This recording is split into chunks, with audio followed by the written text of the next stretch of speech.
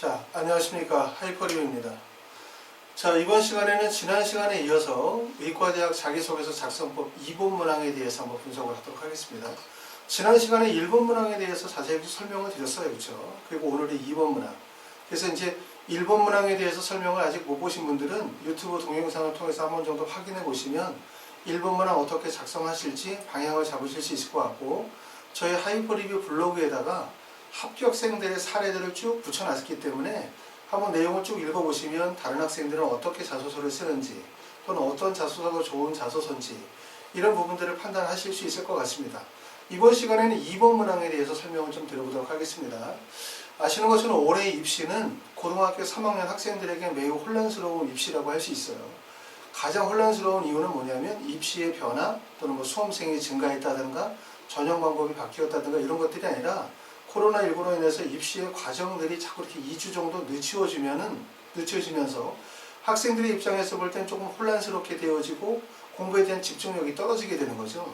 그러다 보면 가장 커다란 문제는 결국은 수능 준비가 어렵다는 점이에요. 수능 준비가. 물론 고등학교 3학년 모든 학생들이 수능에 대한 단점들을 가지고 있는 것은 아니지만 일반적으로 재수생들에 비해서 고등학교 3학년 학생들이 수능 준비하는 과정이 조금 더 불리할 수밖에 없겠죠. 왜냐하면 재수생들은 아침에 8시부터 저녁에 10시까지 하루에 예를 들어서 막 10시간, 12시간씩 공부를 하게 되어진다면 고3 학생들은 학교 가시게 되면은 또 교과 공부도 해야 되고 내신 공부도 해야 되고 또 학교에서 진행이 되는 여러 가지 과제 수행도 해야 되고 그러면서 또 수능 공부도 해야 된다는 부담감이 있기 때문에 재수생들에 비해서 학습 시간이 적은 거는 사실이에요. 그렇죠? 그러다 보니까 수능에 불리할 수밖에 없는 건데 올해 같은 경우는 더군다나 이렇게 이제 코로나19로 인해서 여러분들이 온라인 개학은 했다 하더라도 아직 정규적으로 학교를 지금 등교하지 못하는 상황이다 보니까 이런 입시의 불안감 이런 걸로 통해서 학습이라든가 생활에 대한 불안정성이 계속 지속이 되어지고 있기 때문에 고3 학생들의 입장에서는 매우 불리한 입시라고 볼 수 있고, 그렇기 때문에 올해는 특히 정시보다는 수시 쪽으로 학생들이 몰려들 가능성이 매우 높아요. 특히 수시 전형에서도 어떻게 수능 최저가 높은 대학들보다는 수능 최저가 낮게 설정이 되어져 있는 의과대학이라든가 또는 의대보다는 치대 쪽으로 또 수능 최저가 없는 전형의 미반영 대학들, 이런 대학들의 학생들의 원서 지원이 몰릴 가능성이 많다라는 점을 우리가 꼭 고려하실 필요가 반드시 있습니다. 그렇기 때문에 입시를 조금 일찍 준비하시는 게 가장 좋겠죠. 왜냐하면 전년도에는 우리가 대부분 학생들이 자기소개서를 쓰는 시점이 보통 5월달 정도에 했을 때 5월 5일 뭐 어린이날 또는 5월 8일 어버이날 이런 연휴 기간에 자소서를 쓰거나 아니면 1학기가 끝나고 난 다음에 여름방학을 통해서 자소서를 집중적으로 쓰는 학생들이 많았는데 올해는 아시는 것처럼 여름방학이 길어봤자 한 일주일에서 열흘 정도의 기간밖에 여름방학이 시간이 없기 때문에 그때 자소서를 쓰기에는 너무나 시간이 촉박하죠. 그렇죠? 그렇기 때문에 지금 아직 여러분들이 학교에 등원하지 않는 현재 상태에서 목표 대학을 정하고 난 다음에 자기소개서를 작성하는 것도 좋은 전략이라고 생각이 되어집니다. 자, 그럼 먼저 올해 입시 전형 방법의 변화에 대해서, 일정 변화에 대해서 한번 간단히 알아보도록 할게요. 먼저 지금 보시는 것처럼 자, 대부분의 일정이 2주 정도 연기가 되어졌어요. 물론 이 2주 정도 연기가 되어진 이 상황이 실제 실행이 되어지는 거죠. 또 오늘처럼 또는 어제처럼 코로나19의 감염자가 좀 더 안정적으로 감소가 되어질 때는 이런 계획되어져 있는 2주 정도 연기가 되어진 모집 일정이라든가 아니면은 모의고사 일정들이 계획적으로 진행이 될 수 있겠죠. 하지만 예를 들어서 또 어느 지역에서 감염자 수가 갑자기 늘어나게 되어진다면 이런 모든 일정들이 더 미뤄질 가능성도 가지고 있어요. 하지만 지금 최근의 추세로 보게 되어지면 이 일정대로 갈 가능성이 높다고 볼 수 있는데, 전체적으로 이러한 모의고사 일정들이 어떤 변화가 있는지, 대학 입시 일정이 어떤 변화가 있는지 간단히 한번 보도록 할게요. 먼저 6월 평가원 모의고사는 원래 예정일자가 6월 4일이었는데 6월 18일로 연기가 되었습니다. 자, 9월 평가원 시험은 9월 2일에서 9월 16일로 연기되었고, 그 다음에 수능 시험은 11월 19일에서 12월 3일로 연기가 됐으니까 11월 19일도 되면 우리가 평상시에 날씨 되게 따뜻하다가 11월 초만 되면 수능날 되면 날씨 춥잖아요. 그렇죠? 전년도에도 수능날은 날씨가 추웠던 것 같아요. 근데 12월 3일날 수능 시험 보면 아마 상당히 추울 것 같아요. 수능 시험 보시는 학생들이 좀 고생을 하실 것 같고, 물론 부모님들도 하루 종일 고생을 좀 하시겠네요. 날짜가 너무 늦게 보니까 아마 이때는 매우 추운 날씨가 될 것 같고요. 자, 그리고 4월 시험은 원래 3월 달에 보게 되어 있던 서울시 교육청 모의고사가 4월 24일 날 시험을 보니까 얼마 시험이 남지 않았습니다. 두 번째는 자, 경기도 교육청 모의고사 4월에 보기로 한 게 5월 12일 날 시험을 보고, 그러고 난 다음에 6월 평가원은 6월 18일, 그 다음에 인천시 교육청 모의고사는 7월 22일이에요. 현재는 여러분들이 이제 온라인 수업을 하고 있는데, 아마 코로나19가 조금 더 안정이 되어지면 5월 초 정도에 만약에 학교를 간다라고 하면, 지금 예정이 되어져 있는 게 5월 말 정도에 기말 중간고사 보고 7월 말 정도에 기말고사 본다고 했기 때문에, 여러분들이 학교를 가면 5월 달에 가자마자 바로 중간고사 준비하셔야 되고, 5월 12일 날 경기도 교육청 모의고사 봐야 되고, 그 다음에 6월 18일 날 평가원 시험 봐야 되고, 그러면 사실은 학교 가고 난 다음에 불과 한 달 정도 만에 6월 평가원 시험을 봐야 된단 말이에요. 혼란스러울 가능성이 높아요. 왜냐하면 몇 번의 시험을 통해 가지고 본인의 지원 대학을 결정해야 되기 때문에, 이 6월 시험에서 과연 원하는 것만큼의 점수가 나올 것인지, 거기에 따라서 본인이 생각하는 대학과 현실적으로 갈 수 있는 대학의 차이에서 갭이 상당히 크게 벌어질 가능성이 크겠죠. 그렇죠? 그렇기 때문에 이렇게 시험 기간이, 준비 기간이 짧다라는 점들은 매우 불리할 수밖에 없고, 7월 달로 가게 되어지면 7월 말에 기말고사가 예정이 되어져 있고, 7월 20일에 인천시 교육청 모의고사가 있어요. 보시는 것처럼 5월, 6월, 7월 학교를 등교하게 되어지면 그 기간 동안에 3달 동안에 중간고사, 기말고사 시험 봐야 되고, 그 다음에 모의고사가 3번이 예정이 되어져 있기 때문에 매우 숨가쁘게 진행이 되어질 수밖에 없겠죠. 그러면 결국 수능 공부할 수 있는 시간적인 여유가 사실 별로 많지 않다는 거예요. 그렇기 때문에 말씀드렸던 것처럼 고3 학생들이 재수생들에 비해다 불리하다. 이 점은 어쩔 수 없어요. 물론 그렇다고 해서 재수생들이 모두 다 공부를 잘하고 재수생들이 시간 관리를 다 잘해서 고3 학생보다 무조건 잘하는 건 아니죠. 또 고등학교 3학년 학생들 중에서도 이러한 전반적인 코로나19로 인한 이런 불안감들, 또는 입시 일정의 변화, 이런 것들을 기회로 생각하시고 더 공부 안 하시는 분들도 물론 있을 수 있으나, 반대로 의연한 자세로 평상심을 가지고 학업에 최선을 다하는 학생들 입장에서 볼 때는 또 좋은 기회가 될 수 있어요. 그렇죠? 항상 아시는 것처럼 위기라는 것은 본인이 어떻게 대응하느냐에 따라서 그것을 기회로 전환시킬 수도 있기 때문에, 올해는 이러한 대응 능력이 매우 중요한 한 해라고 말씀을 드릴 수 있습니다. 자, 그러고 나면 여름방학이 8월 15일에서 8월 23일 정도가 여름방학 정도고, 보통 일주일에서 열흘 정도로 예상을 해요. 여름방학이 끝나고 나면 바로 개학을 하겠죠. 개학을 하면 9월 16일 날 평가원 시험을 보게 되어지는데, 수시원서 접수가 9월 23일에서 29일로 원서 접수 일정이 미뤄졌어요. 원서 접수가. 그리고 학생부 마감 일자는 8월 30일에서 9월 16일인데, 9월 16일 평가원에서 12월 3일 수능까지의 기간이 약 63일이고, 수시 원서 접수하고 난 다음에 여기까지 따지면 불과 50일 정도밖에 시간이 안 되죠. 이 기간이 중요한 이유는 뭐냐면, 대부분의 학생들이 수능 공부를 할 수 있는 시간, 그럼 언제 공부해?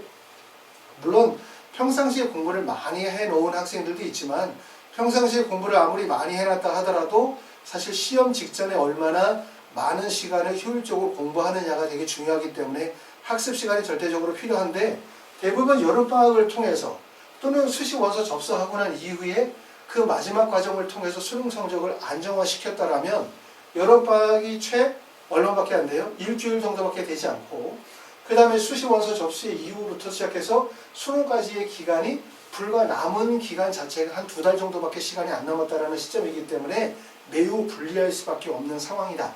이렇게 보실 수 있어요. 그렇기 때문에 아까도 말씀드렸던 것처럼 올해 원서 지원은, 예전에는 상향 지원 중심의 원서 지원이었다면 고등학교 3학년 학생들은 상향 지원보다는 소신과 안정 지원 체제의 지원 구조를 가져가야 돼요. 왜냐하면 정시로 가게 되어지면 불리할 가능성이 높고, 수능은 내가 생각하는 것보다 점수가 안 나옵니다. 대부분. 지금 생각할 때는 학생이나 학부모님들 입장에서 볼 때는 성적이 나올 거라고 생각해요.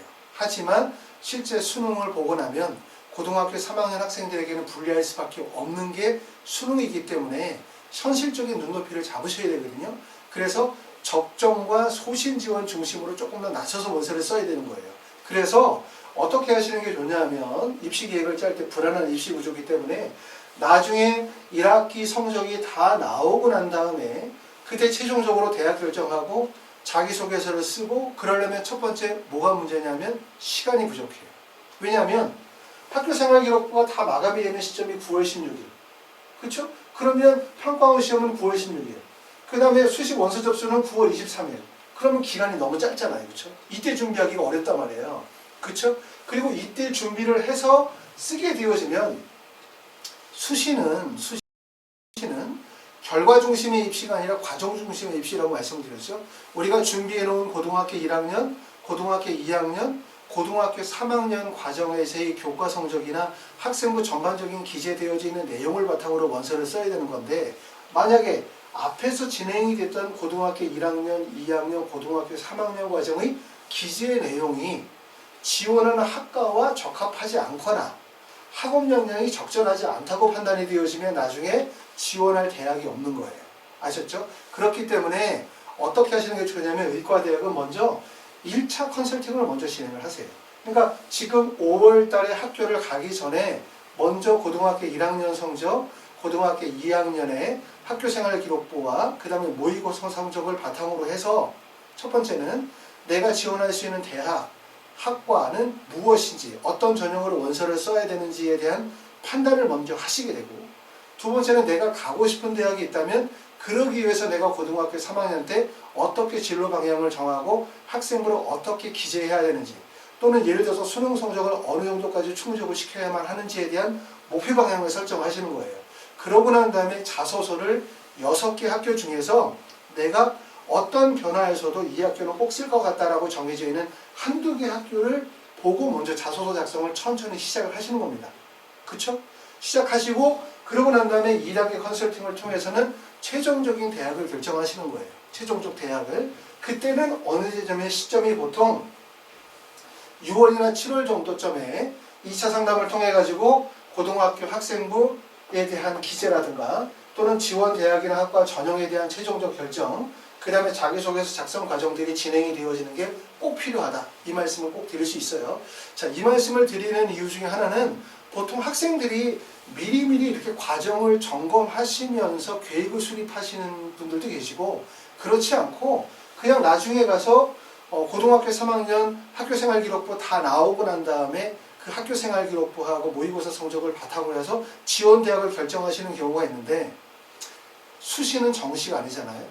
뭐냐면 정시는 내가 과정이 어떻게 시험을 봤든 시험을 못 봤든 잘 봤든 관계없이 수능 시험 하나만 가지고서 원서 지원이 이루어지는 거기 때문에 내가 평상시에 못 봐도 수능 시험 잘 보면 그거를 대학 가는 거예요.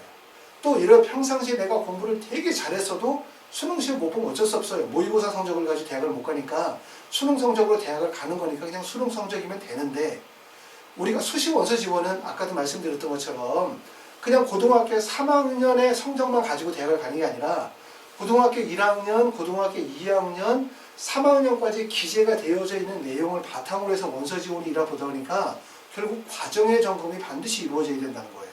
그렇죠? 대표적으로 의대 원서 쓰는 학생들이 가장 어려운 점은 뭐냐면 나중에 의대를 쓰려고 하면 쓸 데가 없는 거예요. 왜 쓸 데가 없냐면 학생부는 다 의대라고 적혀져 있어. 그런데 내가 가지고 있는 활동의 역량이 의대와 적합하지 않아.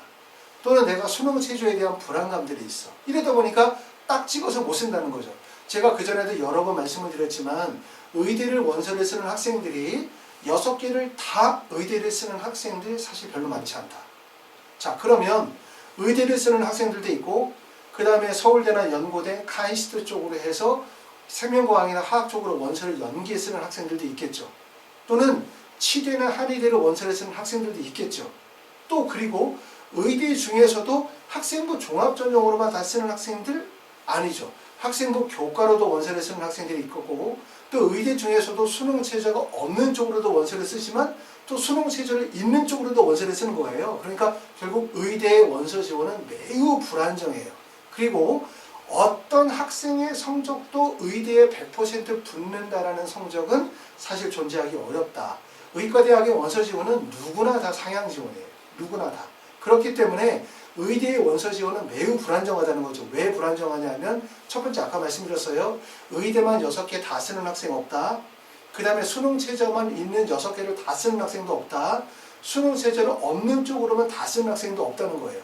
그렇기 때문에 수능 최저가 있는 곳과 없는 곳, 학생부 교과와 학생부 종합전형, 의대와 치대, 의대와 서울대 연고대 카이스트 이렇게 연서 지원 자체가 복합적으로 진행이 되어질 수밖에 없기 때문에 어떻게 하셔야 되냐면 첫 번째는 과정 점검을 통해 가지고 3학년 과정에서의 학생부 진로 방향이라든가 목표 방향을 정확하게 수정을 하시고 그러고 난 다음에 최종적으로 마지막에 그 과정에서 진행이 되어져서 내용을 반영을 해서 최종적인 대학을 결정하는 과정이기 때문에 아까 말씀드렸던 것처럼 정시는 그냥 결과 중심이야. 평상시에 컨설팅이 필요 없어요. 정시는. 수능 성적 나온 거 가지고 대학 가면 돼. 하지만 수시는 나중에 가서 모든 학생부가 끝나고 난 다음에 대학을 가시려고 하면 학생부 기재에서 반드시 문제가 생기거나 진로 방향에 문제가 생기기 때문에 아까도 말씀드렸던 것처럼 수시로 원서를 가시려고 하시는 분들은 항상 과정을 점검하셔야 돼요. 그러니까 고등학교 들어가기 전에 컨설팅을 받으시고 고등학교 1학년 마치시고 난 다음에 겨울방학 때 받으시고 고등학교 2학년 마치고 겨울방학 때 받으시고 또 고등학교 3학년 들어가기 전에 받으시고 이렇게 해서 과정을 점검하셔야 나중에 갔었을 때 혼란이 없어요. 혼란이. 아셨죠? 그리고 그래야만 학생도 충분히 이해하게 되고 학생도 공부의 방향과 동기부여를 받으실 수 있다는 거예요. 근데 지금은 대부분 학생이나 부모님이 조금 약간 기대를 많이 가지고 계시고 또 학생들도 100% 오픈하는 거 싫어하고 또 학생들도 너 이 정도밖에 안 되니까 이렇게밖에 안 돼. 너 의대 안 돼. 이 정도 써야 돼. 이런 얘기를 들을까 봐 겁이 나기도 하지만 올해 입시는 말씀드렸어요. 우리가 5월 달에 학교를 가시고 나면 5월부터 시작해서 수시 원서 접수하는 그 기간까지의 시간이 매우 빠르게 진행이 되고 현실적으로 준비할 수 있는 시간적인 여유가 많지 않기 때문에 올해 입시에서의 이런 준비 과정들은 매우 중요하다. 이런 말씀을 먼저 꼭 드려서 강조를 해드리니까 꼭 고려하시고 지금부터 단계별 계획을 세워주시기를 바랍니다. 자, 자기소개서를 쓰는 거에 대해서 이제 본격적으로 설명을 드릴게요. 자, 보통 자소서는 사실은 보는 사람의 관점에 따라서 서로 다 이해가 다른 것 같아요. 그러니까 똑같은 자소서도 어떤 사람은 되게 잘 썼다 이렇게 얘기하고 또 똑같은 자소서를 어떤 사람은 되게 못 썼다 이렇게 이야기하기 때문에 사실 자소서는 어떤 게 잘 썼다 어떤 게 못 썼다 다 평가하기 참 어렵습니다. 그리고 또 합격한 학생의 자소서라고 해서 꼭 잘 쓴 자소서라고 말씀을 드릴 수는 없다 이렇게 말씀을 드렸죠. 왜냐하면 합격하는 거는 자소서만으로 합격하는 건 아니잖아요. 물론 자소서가 중요하긴 하지만 합격하는 데는 자소서뿐만 아니라 여러 가지 활동 역량이라든가 우수성이라든가 교과 성적이라든가 이런 부분들이 다 반영이 되어서 합격을 하는 거기 때문에 자소서만으로 합격한다 또 합격한 자소서는 좋다 이렇게 말씀을 드릴 수는 없어요. 자, 그런데 이번 시간에 이제 말씀을 드리려고 하는 거는 보통 일반적으로 자소서에 대해서 말씀하시는 분들은 자소서를 쓰시는 분들, 첨삭을 하시는 분들, 인문이나 사회계열 쪽의 선생님들 중에서 자소서를 전문적으로 첨삭하시는 분들의 관점에서 자소서에 대해 평가에 대해서 하시는 분들이 많으시더라고요. 저는 제가 자소서를 전문적으로 첨삭하는 사람은 아니거든요. 저는 이제 입시 컨설팅을 주로 하는 사람의 관점에서 여러분들의 새로운 관점을 제시하려고 해요. 제 말에 동의하시는 분들도 계시고 아니면 동의하지 않는 분들도 계시겠지만 좀 참고하시면 효과적인 자소서, 합격하는 자소서를 쓰는 데 도움이 될 거라고 생각이 됩니다. 먼저 첫 번째 생각할 점은 뭐냐면 자소서는 자소서만으로 합격을 하는 게 아니에요. 그러니까 자소서를 쓸 때 의대에 자소서를 써야지라고 하면 자소서 딱 펴놓고 바로 쓰는 게 아니라 자소서에 미치는 영향을 어떤 것들이 자소서에 영향을 미칠까를 생각해 봅시다. 그래서 자기소개서를 쓰기 전에 먼저 꼭 생각해야 하는 것은 첫 번째 뭐냐면 내가 가지고 있는 학업적 역량이에요. 학업 능력. 내가 가지고 있는 학업 능력이 어떤 것이냐. 왜? 학업 능력에 따라서 자소서를 어느 정도의 수준에서 쓸지가 결정이 되겠죠. 두 번째는 고교 유형이 무엇이냐. 내가 다니고 있는 고등학교가 일반계 고등학교냐, 자사고냐, 특목고냐, 과학고냐, 영재고냐, 이 고교 유형이 중요하단 말이에요. 이런 고교 유형을 얘기하면 가끔은 일반계 고등학교 학생들을 또 불쾌하고 자사고나 특목고 학생들도 불쾌하지만 이 유형이 무시할 수 없는 이유는 아시잖아요. 수시의 전형이 학생부 교과와 학생부 종합 전형으로 나눠져 있단 말이에요. 학생부 교과는 일반적으로 교과 성적의 우수성, 학생부 종합 전형은 활동의 역량, 이쪽에 포인트를 두고 있는 거기 때문에 고교의 유형에 따라서 교과 성적의 우수성과 활동의 역량이 나누어지게 돼 있고, 그리고 또 아시는 것처럼 서울대학교가 합격생들의 고교의 유형들을 발표하죠. 그렇죠? 서울대 홈페이지에 가시면 확인하실 수 있습니다.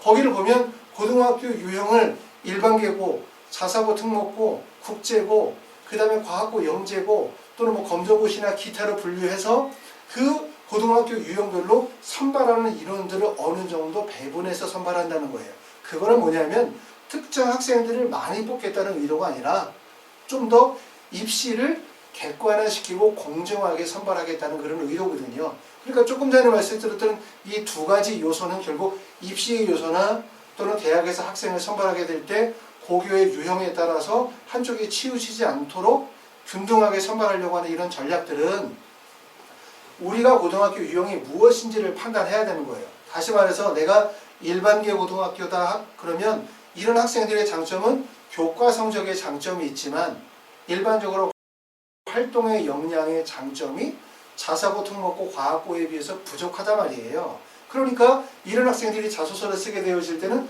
활동의 역량을 좀 더 구체적으로 쓰겠죠.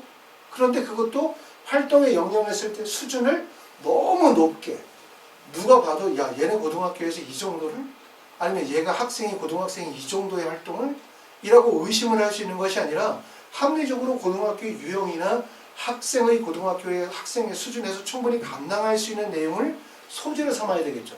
또 과학고나 영재고 학생들 같은 경우는 글을 쓰게 되어질 때 대부분 활동의 역량이 우수하다 보니까 활동의 역량 중심으로 많이 초점을 맞춘단 말이에요. 그러다 보면 글이 결국은 자기주도성이나 인성이나 가치관이 전혀 드러나지 않는 글들이 되기 때문에 그런 학생들은 근본적으로 고등학교 유형 자체에서 활동의 역량이 강조되기 때문에 활동 역량 쪽보다는 아까 말씀드렸던 것처럼 자기주도성이나 인성이나 가치관 쪽에 초점을 두고 쓰는 게 좋단 말이에요.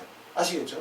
자, 그리고 경쟁력이 되게 중요하다. 경쟁력이 중요하다는 건 뭐냐면 여러분들이 이러다 똑같이 서울대학교에 원서를 써도 서울대학교 지역균형 전형으로 원서를 쓸 수 있고 서울대 일반 전형의 원서를 쓸 수 있어요? 그럼 지역균형 전형과 일반 균형의 차이는 뭘까? 여러 가지 전형 방법과 모의고사 일정 등등등 차이가 있지만 가장 큰 차이는 뭐냐면 일반 전형의 원서를 지원하는 학생들의 유형과 지역균형 전형의 원서를 쓰는 학생들의 유형이 다를 거라고 생각이 돼요. 물론 직윤을 쓰면서 일반 전형을 쓰는 학생들도 있죠. 또 일반 전형을 쓸 수 있는 능력이 되면서 직윤을 쓰는 학생들도 있어요. 그렇죠? 꼭 일반 전형은 일반고, 지역균형은 자사고, 특목고, 과학고 이렇게 꼭 규정할 수는 없으나 대부분의 경우들은 지역균형 전형은 교과 성적이 우수하고 학교장의 추천을 받은 일반계 고등학교 학생들이 많이 가고 일반고가, 그 다음에 일반 전형 같은 경우는 과학고나 영재고나 특목고나 자사고 학생들이 대부분 많이 가는 경우들이 많아요. 그러다 보니까 결국은 지역균형 전형은 교과 성적이 우수한 학생, 그 다음에 일반 전형은 활동의 역량이 강조되는 학생, 그렇기 때문에 결국은 내가 어떤 전형의 원서를 쓰느냐에 따라서 자소서에서 어떤 내용을 소재로 담을 것인지, 어느 정도의 높이에서 내용을 전개시켜 나갈 것인지 라고 하는 것들을 우리가 보셔야 되는 거예요. 그렇기 때문에 항상 말씀을 드렸지만 자소서는 1, 2, 3번 문항이 대학별 공통문항이잖아요. 4번 문항만 대학별 개별 문항이잖아요. 그렇죠? 근데 4번 문항이 사실은 다르다 하더라도 서울대는 이제 서울대 같은 경우 도서 선정 이유를 쓰도록 되어져 있기 때문에 다른 대학과는 4번 문항이 확연하게 다르지만 일반적으로 다른 대학들의 4번 문항은 다 뭐예요? 그냥 뭐 지원 동기, 입학후 학업 계획, 또는 선발해야 되는 이유 등등등의 내용으로 4번 내용도 비슷하죠. 그러니까 결국은 자소서의 가장 큰 차이는 뭐냐면 4번 내용이 다르다 안 다르다, 어느 대학의 인재상이 무엇이냐 아니냐가 아니에요. 자소서를 다르게 써야 한다면 그거는 바로 뭐냐면 내가 지원하는 대학의 전형 특징과 그 지원하는 학생들의 유형에서 내가 어떤 경쟁력을 보여줘야 될 것이냐가 핵심으로 봐야 되는 거죠. 그러니까 내가 예를 들어서 활동의 역량이 강조되는 전형의 원서 지원을 하느냐, 아니면 교과 성적이 강조되어지는 전형의 원서를 쓰느냐, 일반고 학생들이 지원하는 전형에 쓰느냐, 과학고나 영재고 학생들이 지원하는 전형에 쓰느냐, 또는 나와 비슷한 고등학교 유형의 학생들이 원서를 쓰느냐, 이런 점들을 꼭 고려하셔야 되는 거예요.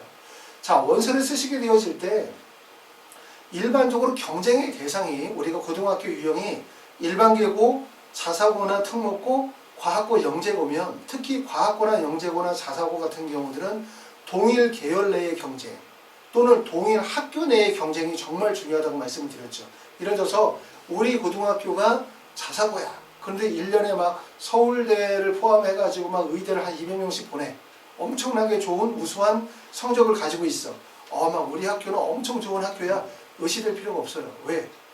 우리 학교 엄청 좋은 학교라고 하는 거는 결국은 뭐냐면 우리 학교와 일반계 고등학교 학생들이 경쟁을 하게 되었을 때는 우리 학교가 학업적 우수성이 뛰어나다는 부분이 인정이 되기 때문에 유리할 수 있는데, 그렇지 않고 실제로 대학 입시에서의 경쟁은 일반계 고등학교 학생들끼리의 경쟁이 아니라 우리 학교 내에서의 경쟁이 제일 중요하다는 거예요. 왜? 서울대학교에서 여러분의 학교의 학생을 뽑게 되어질 때 절대로 3명 이상을 뽑지 않아요. 의과대학에서. 보시면 의과대학에서 선발해야진 인원을 보면 서울대학교에서 뽑을 때 한 고등학교에 보통 1명 내지 2명 정도만 선발하고 있기 때문에 결국 동일 학교 내에서의 경쟁이 정말 중요하다는 거예요. 그렇기 때문에 자소서에 어떻게 쓰느냐가 중요하다는 거죠. 왜? 내가 쓴 자소서가 있고 우리 학교에서 만약에 예를 들어 서울대를 원서를 쓰는 애가 4명이 있다고 가정하자. 그리고 그 중에서 1명을 뽑는다고 가정하자. 서울대 의대를. 그러면 우리가 4명이 다 비슷한 활동과 비슷한 경험을 가지고 있을 거잖아요. 그렇죠? 다른 학생들과 비교할 때는 나의 경험과 생각이 차별화되어지지만 동일 계열이나 동일 학교 내의 자소서는 거의 비슷할 거란 말이에요. 그렇기 때문에 원서를 쓰게 되어질 때 자소서를 쓸 때 반드시 이 점을 꼭 생각해야 돼요. 아셨어요? 자, 공감하시죠? 그래서 자소서를 쓸 때 우리가 중요한 점은 첫 번째는 내가 가지고 있는 학업 및 활동의 우수성이 무엇이냐? 두 번째, 내가 가지고 있는 고등학교의 유형은 무엇이고 실제 내가 지원하는 학생들의 경쟁 대상은 누구냐? 그 다음에 세 번째는 내가 지원하는 전형에서의 내가 갖추고 있는 경쟁력, 나의 경쟁력은 무엇이냐에 따라서 나는 무엇을 장기로 내세울지, 무엇으로 역설을 할지 이런 부분들을 알아야 되는 거예요. 그렇기 때문에 이런 부분들을 이해하기 위해서는 뭐가 필요하다는 얘기냐면 자소서를 그대로 받아서 쓰는 게 중요한 게 아니라 자소서 컨설팅을 해야 되는 거예요. 그렇죠? 그래야만 자소서에서 전략적으로 어떤 내용을 담아야 이 학생이 지원하는 대학교 전형에서 우수성이 입증이 되어질지를 아는데 그냥 자소서만 보고 그냥 계속 첨삭을 하고 자소서만 가지고 이야기를 하는 거는 전혀 의미가 없다. 이렇게 판단이 되어져요. 자, 그래서 아까도 말씀드렸지만 실제 합격한 학생들의 자소서를 한번 보자. 저 하이퍼리뷰 홈페이지에 가면 많은 학생들의 합격생들의 자소서들이 올라와 있어요. 읽어보세요. 읽어보시면 어떤 자소서는 얘는 정말 의대에 합격할 만하겠는데 되게 잘 썼는데 라고 생각되는 자소서도 있지만 어떻게 이렇게 쓰고 자소서로 의대를 붙었지? 라고 생각하시는 경우도 있어요. 아셨어요? 그만큼 자소서는 자소서로만 결정되는 것이 아니라 그런 기타 다양한 요소를 통해서 결국 합격으로 연결이 되어지기 때문에 이런 부분들을 먼저 꼭 생각해 보시라고 말씀을 드렸습니다. 자, 두 번째. 2번 문항은 그럼 구체적으로 어떤 내용을 담는 것이냐. 자, 2번 문항은 첫 번째는 1번 문항은 뭐였습니까? 본인이 가지고 있는 학습 과정에 대해서 내용을 적었기 때문에 대부분 학업에 대한 능력이나 학업 과정에 대해서 기술을 했어요. 2번 문항은 고등학교 재학기간 중 본인이 의미를 두고 노력했었던 교내활동 3개 이내를 통해 배우고 느낀 점을 중심으로 기술해 주시기 바랍니다. 단 교회 활동 중 학교장의 허락을 받고 참여한 활동은 포함됩니다. 라고 얘기했어요. 자, 2번 문항은 교내 활동에 관한 얘기를 담고 있는 거죠. 1번 문항은 대부분 학습 과정이고 그리고 2번 문항은 활동 내용이란 말이에요. 그렇죠? 자, 여기서의 의미하는 활동이라는 건 여러 가지가 있겠죠. 활동이라고 하면 학교에서 진행했었던 동아리 활동이라든가 아니면은 뭐 동아리 활동이라든가 아니면 수업 시간에 이루어졌던 어떤 연구라든가 탐구 활동들 또는 학교에서 진행이 되는 임명직, 그러니까 뭐 회장했다, 부회장을 했다든가 멘토링 활동이라든가 아니면 교내 대회 활동 여러 가지 요소들이 다 있는데 의대에 원서 쓰는 학생들의 자소서 2번 문항에서 가장 대표적으로 쓰는 내용들은 결과적으로 어떤 내용을 담냐면 생명과학과 관련이 되어진 비교과 활동에 대한 내용을 많이 담죠. 그걸 통해 가지고 내가 뭘 보여줘? 전공 적합성이 뛰어나다. 전공적 소양을 가지고 있다는 걸 보여준단 말이에요. 그렇기 때문에 2번 문항에서는 보통 생명과학에 대한 비교과 활동을 열고 하면서 학업적 역량과 내가 가지고 있는 기본 소양에 대한 부분들을 어필하게 되고, 그리고 탐구 열망과 자세, 그리고 지적 호기심 포인트를 많이 준단 말이에요. 그러면서 라포르, 그래서 근본적으로 신뢰와 친구감으로 이루어진 이런 라포르 관계에 대해서 보여주거나 아니면 의사소통 능력에 대해서 보여주는 경우들이 많아요. 이걸 통해서 결국 뭘 보여주냐면 학업 역량이나 전공 소양에 대한 내용을 보여주는데, 문제는 뭐냐면 일반 대학의 원서를 쓰는 학생들 같은 경우는 1번, 2번, 3번, 4번 있으면 보통 3번 내용은 배려, 나눔, 협력 관련, 배려나 나눔이나 협력이나 갈등 관리가 3번이니까 보통 3번 문항에서 쓰는 게 의료봉사활동, 동아리 활동과 관련이 되어진 것, 또는 뭐 교내에서 내가 반장을 했다, 부회장을 했다든가 관련돼서 내가 그 교내 활동을 통해서, 동아리 활동을 통해서 경험했었던 배려나 나눔이나 협력이나 갈등 관리를 많이 보여줘요. 그러면서 2번 문항에서 보통 일반적으로 의대가 아닌 학생들은 2번 문항에서 뭘 보여주냐면, 첫 번째는 이런 활동적 역량에 대한 부분들을 보여주죠. 생명과학, 수학 관련이 되어진 활동 역량을 보여주면서, 그러면서 활동 하나를 뭘 잡냐 하면 보통 일반적으로 동아리 활동이라든가 아니면 학교에서 진행했었던 임명직과 관련이 되어진 활동에서 생명과학과 관련이 되어지지 않은, 또 학업적 역량과 직접 관련이 없는 어떤 내용을 많이 다루냐면 이러한 라포르나 의사소통 능력들을 보여주는 경우들이 많아요. 그런데 얘기의 핵심 뭐냐면, 그런데 의대를 원서를 쓰려고 하는 학생들은 거의 대부분 여기만 포인트를 많이 맞춰요. 거의 대부분 다. 의대를 쓰려고 하는 학생들의 2번 문항은 대부분 다 뭐에 초점을 두고 있다? 생명과학과 관련이 되어진 비교과 활동, 학업 역량과 기본 소양, 그 다음에 탐구 역량과 자세, 그 다음에 지적 호기심, 이걸 통해 가지고 뭘 보여주고 싶어 하냐면 본인이 가지고 있는 학업적 역량과 전공 소양이 뛰어나다. 그러니까 대부분 의대의 자소서는 뭘 보여주고 싶냐면 나는 어떻다? 뛰어나다. 이걸 보여주는 거예요. 나는 매우 뛰어난 사람이다. 이걸 보여주고 싶어서 안달이 나 있는 거죠. 그런데 이거는 잘못됐다고 생각하는 거예요. 자, 다시 한번 말씀을 드리면 보통 일반적으로 의대가 아닌 일반 공과대학이나 생명과학이나 화학의 원서를 쓰는 학생들은 대부분 2번 문항의 소재를 두 가지로 가는 경우가 많아요. 생명과학 관련이 되어진 또는 화학과 관련된 수학과 관련이 되어진 비교과 활동을 통해서 학업 역량과 탐구 역량과 직접 호기심을 보여주면서, 그러면서 팀원들 간의 의사소통 능력이나 라포르를 보여주는 경우들이 많은데, 의대나 치대나 한의대를 쓰는 학생들은 대부분 다 본인이 뛰어나다는 걸 보여주고 싶어요. 본인이 가지고 있는 우수성을 자꾸 강조하려고 해요. 우수성을 강조를 해야 결국 자소서가 특징이 있다고 생각하고 훌륭하다고 생각하기 때문에 모든 포인트를 학업 역량, 탐구 역량, 직접 호기심의 포인트를 두고 있는 경우들이 많아요.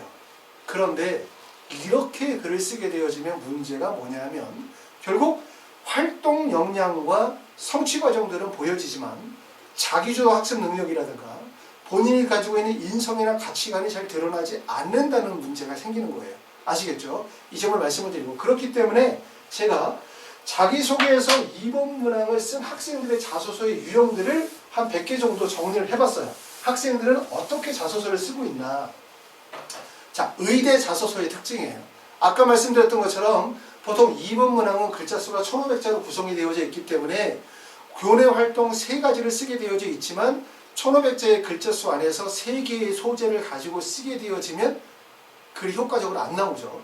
보통 자소서는 우리가 대학 입시 자소서는 보통 1000자에서 1500장 정도 이 정도 쓰게 되어지고, 그 다음에 의학전문대학원이나 치의학전문대학원 같은 경우들은 보통 보면 자소서가 글자 수에 제한이 없는 경우도 있지만 글자 수가 가장 적은 경우가 한 600자 또는 일반적으로 한 800자 이 정도를 주는 경우들이 많아요. 그렇기 때문에 1500자는 3개의 소재를 가지고서 1500자를 쓰게 되어지면 그냥 단순 활동을 나열하는 구조로밖에 글이 안 쓰기 때문에 결국은 글 속에서 본인의 생각이나 배우고 느낀 점에 대한 기술이 이루어지기가 어려우니까 2번 문항은 2개 소재를 활용하는 거예요. 2개를 쓰는데 아까도 말씀드렸던 것처럼 의과대학의 학생들은 대부분 뭐에 초점을 두려고 해? 2개를 대부분 다 학업 역량과 우수성에 초점을 많이 두려고 해요.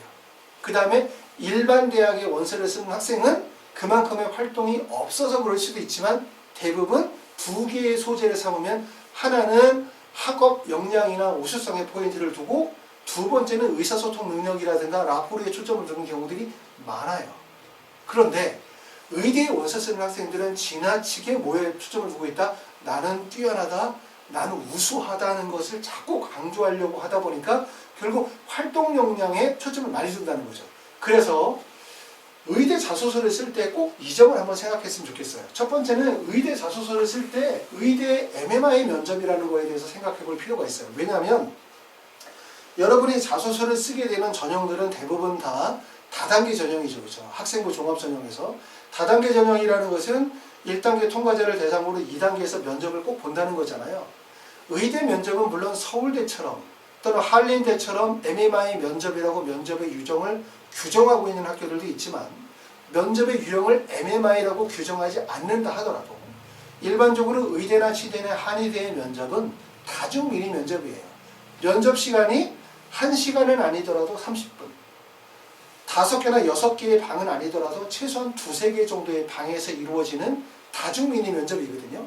이런 MMI 면접은 어떤 면접을 의미하고 있냐면 다양한 유형의 인성 관련 질문을 통해서 의사로서의 자질이나 의사소통 능력이나 환자와의 공감 능력을 평가하기 위한 것이 결국은 면접의 핵심이에요.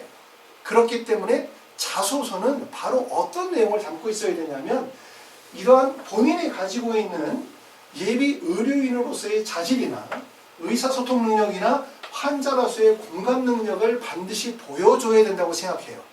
아셨어요? 그러니까 자소서를 쓸 때 여러분이 꼭 뭘 생각하라는 얘기냐면 아까 여러 가지로 생각하지만 2번 문항을 쓸 때 생각해야 되는 건 자소서는 결국은 1단계 서류 이후에 2단계 면접을 통해서 평가가 이루어지는 서류이기 때문에 2단계 면접의 유형에서 무엇을 평가하느냐?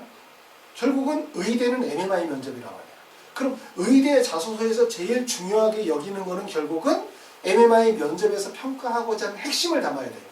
그 평가하고자 하는 핵심이 바로 뭐냐면 좀 전에 얘기했었던 것처럼 의사로서의 자질과 의사소통 능력과 환자와의 공감 능력을 꼭 보여줘야 된다는 거죠. 그렇기 때문에 자소서를 학생들이 담는 유형을 봤더니 유형을 4가지 유형을 담을 수 있어요.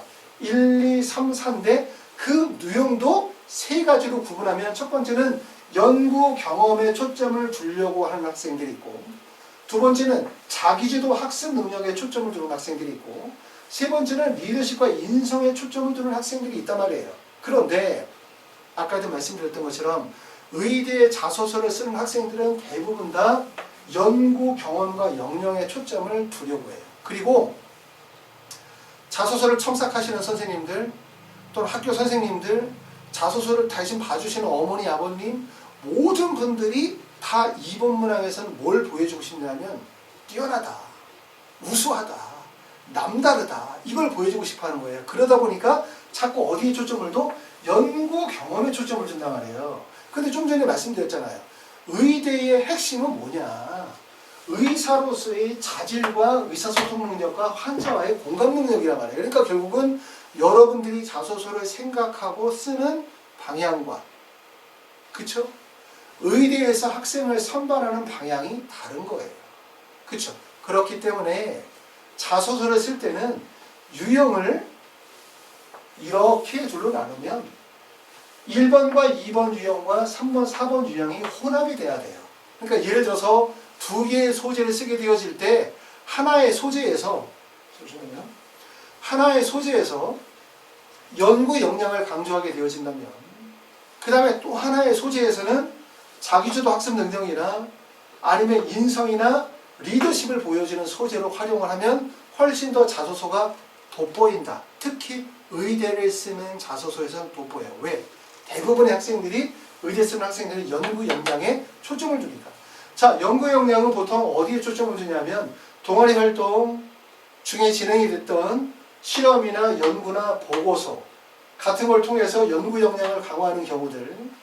두 번째는 학교에서 진행이 된 연구반이라든가 내가 수업을 들었던 심화 연구 한 수업을 통해 가지고 본인의 연구 경험을 강조하는 경우들이 많아요. 세 번째는 자기주도 학습 능력을 강조하는 경우들은 교내에서 진행이 되었던 행사라든가 대회 같은 거 또는 학교에서 진행이 됐던 명사 초청 프로그램을 통해서 본인의 자기주도 학습 능력을 많이 보여주고 있고 그 다음에 리더십과 인성을 보여주기 위해서는 학교 학생회장 선거라든가 또는 교육봉사활동이나 학교에서 진행했던 대회를 통해서 인성이나 리더십을 보여주는 경우들이 많더라. 아셨죠? 그렇기 때문에 첫 번째는 연구 경험 중심으로 글을 쓰는 것은 좋지 않다. 하지만 내가 만약에 일반기 고등학교 학생들이야. 일반기 고등학교 학생. 그리고 내 경쟁자가 만약에 자사고나 특목고 학생들의 경쟁자라고 생각하면은 일반기 고등학교의 학생들의 단점이 대부분 활동 역량이 부족하죠. 일반적으로. 그렇기 때문에 그런 경우는 의도적으로 연구 역량에 대한 부분들을 조금 더 강화시켜 쓸 수도 있어요. 또 내가 만약에 지원하는 내가 학생이 과학고인데 지원하는 고등학교, 지원하는 대학의 유형에서 대부분 원서 지원하는 학생들이 과학고나 영재고 학생들이 원서를 쓰게 되어진다. 그러면 대부분의 글이 연구 경험 중심으로 쓴단 말이에요. 그럴 때는 다른 학생들과 차별화시키기 위해서 연구 경험과 본인이 가지고 있는 자기주도 학습 능력이나 리더십의 인성에 대한 부분들을 소재로 삼아 쓰게 되어지면 그럼 어떻게 돼? 차별에 되어지는 자소서가 나올 거예요. 그렇기 때문에 이렇게 연구 경험과 자기주도 학습 능력이나 리더십이나 인성들을 혼합하여 소재로 선택해서 쓰되 내가 지원하는 대학의 전형에서 실제 지원자들이 어떤 학생들이냐에 따라서 나의 연구 역량에 대한 부분들을 강화할 것인지 자기주도 학습 능력을 강화할 것인지 아니면 리더십과 인성을 강조할 것인지에 대한 부분들을 고려하실 필요가 있습니다. 자, 그래서 자소서를 쓸 때 우리가 주의해야 되는 점은 어떤 점이냐 2번 문항에서 주의할 점이 2번 문항. 첫 번째는 2번 문항 자소서를 쓸 때 대부분의 학생들은 뭘 쓰고 싶어 하냐면 수준 높은 주제를 설정해요. 연구의 주제를 좀 더 수준 높은 거. 다른 애들이 쉽게 못하는 거. 이런 주제 설정하고 그 과정에서 내가 성취했었던 결과 중심으로 기술하려고 하는 학생들이 많아요. 자, 수준 높은 주제를 설정하고 성취나 결과 중심으로 기술하려고 하지 말자. 하지 말라는 거예요. 두 번째는 활동과 역량 중심으로 기술하려고 하시는 분들이 많아요. 이렇게 하지 말아요. 세 번째는 논문이나 강연이라든가 도서의 내용을 그대로 발췌해서 글자 수 예를 들어서 1500자 중에서 하나의 소재가 만약에 750자면 그 중에서 200자, 300자를 논문 내용이나 강연자의 발표 내용이나 아니면 도서의 내용을 그대로 붙여넣는 경우들이 많아요. 이런 글이 되어지면 결국은 어떤 글이 돼? 본인의 글이 아니죠. 이렇게 쓰는 거는 글이 좋지 않아요. 그래서 어떻게 자소서에 드러나냐면 2번 문항에서는 첫 번째는 지식의 탐구 과정이에요. 지식을 탐구하고 노력하는 과정에 대해서 구체적으로 써야 돼요. 다시 말하면 이거죠. 수준 높은 주제를 설정하고 성취나 결과 중심으로 쓰려고 하지 말고 수준 높은 주제를 설정하고 성취나 결과 중심으로 쓰려고 하지 말고 그 글 속에서 본인이 지식을 탐구하는 과정과 노력의 과정이 구체적으로 기술되어지도록 쓰자. 그리고 그 안에서 뭘 보여주다? 반드시 본인이 자기주도 역량을 보여주도록 하자. 그리고 마지막으로는 소통과 협력의 자세를 보여주도록 하자. 이런 것들이죠. 소통과 협력에 대한 얘기를 강조하는 이유는 학생들이 자꾸 자소서를 쓸 때 이걸 하고 싶잖아요. 나는 뛰어나다. 나는 우수하다. 나 혼자 다 했다. 이런 얘기를 하려고 하다 보니까 특히 동아리 활동에 관한 얘기를 하든 아니면 실험의 활동을 하든 아니면 학교에서 진행했던 무슨 대회라든가 봉사활동을 하든 내가 리더십을 가지고 있다, 나 혼자 다 했다라고 하는 걸 자꾸 보여주는 경우도 있어요.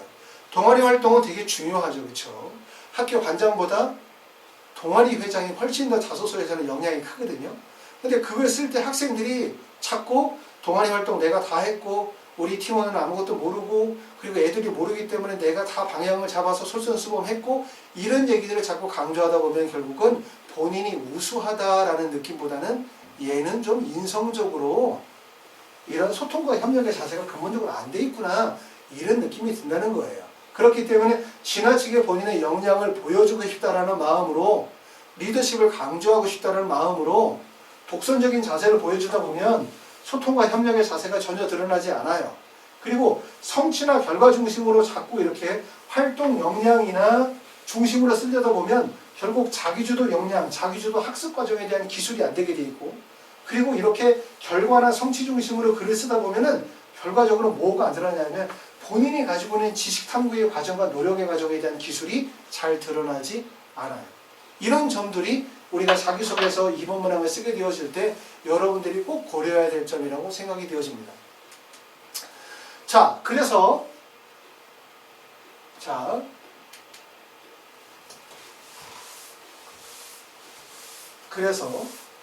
자기소개서의 예들은 지금 이번 시간에는 이제 실제 합격했었던 자소서들의 예를 다 보여주기는 좀 어려워요. 내용도 많고 분량을 다 읽으려면 시간이 많이 걸리기 때문에 제가 이 내용은 블로그에다가 실제 합격했었던 학생들의 2번 문항의 소재를 쭉 올리겠습니다. 그럼 여러분께서 한번 쭉 판단해 보시면서 2번을 이렇게 쓰는구나 다른 학생들은 이런 내용들을 보시면서 내가 2번 문항을 어떻게 참고해서 쓸지에 대한 부분들을 꼭 고려하실 필요가 있고 자기소개서 첨삭 과정에 대해서 한번 설명을 드릴게요. 저는 항상 말씀을 드리는데 자소서 첨삭하시는 분들에게 첨삭받지 마라 이렇게 얘기를 해요. 첨삭받지 말라고 하는 이유는 첫 번째는 뭐냐면 자소서를 첨삭하시는 분들이 대부분 인문계, 사회계열의 글 쓰시는 분들이에요. 그런데 학생은 의과나 치대나 한의대를 쓰는 학생들 자연계 학생이잖아요. 그러니까 결국은 자연계 계열의 학생을 문과 선생님이 첨삭을 하다 보면 자연계의 글이 문과 글이래요. 또 남학생의 글을 여학생이 첨삭을 하다 보면 결국은 남학생의 글이 여학생의 글이 된단 말이에요. 이 점이 첫 번째가 문제가 되는 거고 두 번째는 뭐냐면 첨삭 선생님들이 첨삭을 하다 보면 말씀드렸던 것처럼 자소서에만 초점을 두게 된단 말이에요. 자소서에만. 그렇기 때문에 항상 말씀드리지만 자소서는 잘 쓰는 게 중요한 것이 아니라 무슨 내용을 담느냐에 대한 내용이 중요하고 그 담겨지는 내용 안에서 뭐가 있어야 되냐면 내가 지원하는 대학에서의 실제 나이가 가지고 있는 경쟁력이 무엇인지 어떤 부분을 강조할 것인지에 대한 부분들을 입시의 요소를 반영해서 전략을 세워야 되는데 자소서를 첨삭하시는 분들이 첨삭을 하다 보면 글에 초점을 맞추고 쓰기 때문에 근본적으로 어렵다는 거예요. 두 번째는 자소서를 첨삭하시는 분들이 첨삭을 하면 글이 안 바뀌어요. 안 바뀐다는 뭐냐면 학생이 써놓은 글을 통해서 계속해서 수정 과정이 이루어지기 때문에 근본적으로 집의 근본적인 구조는 그대로 있는 상태에서 외관만 덧칠만 바뀌는 꼴이 바뀌기 때문에 글이 안 바뀐다는 거예요. 그렇기 때문에 내용 없이 일반적인 글들이 나온다. 그래서 자소서는 꼭 어떻게 써야 된다고 말씀을 드리냐면 여러분이 쓴 자소서를 학생이 쓰고 그냥 낼 수는 없어요. 왜 안 내냐면 학생이 물론 쓰고 그냥 내라 이렇게 얘기를 하는 거는 뭐 대교육이나 입시에서 교육부에서 입장에서 볼 때는 학생이 쓰고 그냥 내라 이렇게 얘기하지만 사실 학생이 쓴 글을 그냥 내는 사람은 없죠. 왜냐하면 쓰고 난 다음에 부모님이 읽어보시든 학교 선생님이 읽어보시든 누군가는 검토하고 평가를 해주는 과정이 반드시 필요하잖아요. 그렇죠? 그래서 하이프리비에서 자소서를 어떤 식으로 진행을 하냐면 먼저 3단계 자소서 첨삭을 해요. 제일 먼저 학생이 자소서의 초안을 작성을 합니다. 자, 본인의 학교생활 기록부를 두고 본인이 활동했었던 내용을 통해 가지고 자소서를 지원하는 대학에 맞춰서 1번, 2번, 3번, 4번 문항의 자소서를 다 써요. 반드시 초안은 학생이 써야 돼요. 왜냐하면 초안을 쓰는 과정에서 누군가가 알려주면서 글을 쓰게 되어지면 일반적인 아주 노멀한 자소서가 나와요. 특징이 전혀 반영이 되지 않아요. 아셨죠? 그렇기 때문에 학생이 초안을 먼저 쓰고 그러고 나면 학생이 쓴 초안과 학생의 학교생활 기록부를 보내주시겠죠. 그럼 저희가 학교생활기록부를 면밀히 다 분석을 합니다. 교과 성적부터 창의적 체험활동, 동아리활동, 세부능력 특기사항이라든가 교과 내용 모든 내용들을 세부적으로 다 분석을 해서 학생이 쓴 자소서에 대한 내용을 먼저 1, 2, 3, 4번의 내용의 구조를 다시 바꿔요. 1번, 2번, 4번 문항에 어떤 내용을 담을 것인지, 어떤 내용을 구체화시킬 건지, 어떤 내용의 강점을 담을지를 쓰고 그걸 가지고서 이제 설계 구조를 짜고 난 다음에 학생에게 그걸 조언해줘. 그럼 학생이 그걸 바탕으로 해서 글을 다시 쓰는 거예요. 그러면 거의 한 번만 쓰면 글이 완전히 바뀝니다. 100%. 바뀌고 이걸 통해서 이제 수정하는 과정들이 여러 차례 진행이 되죠. 그렇죠? 그러고 난 다음에 마지막으로 이제 자기소개서 선생님을 다시 배정을 해서 완성하는 과정. 이 과정에서는 자소 선생님의 역할은 한 5% 정도라고 생각해요. 자소서를 첨삭하시는 선생님의 비율이 자소서에서 막 50%다. 학생이 반 쓰고 첨삭하는 선생님이 반 쓴다. 이렇게 쓰면 유사도에 걸린다. 이런 게 아닙니다. 유사도에 걸리잖아요. 유사도 검사라는 건 항상 말씀드렸기 때문에 표절을 의미하는 거고, 표절이라는 것은 대학에 합격했었던 학생들의 자소서 또는 대학에 원서 지원을 했었던 자소서를 2줄 이상 따서 그대로 붙이는 경우가 표절이에요.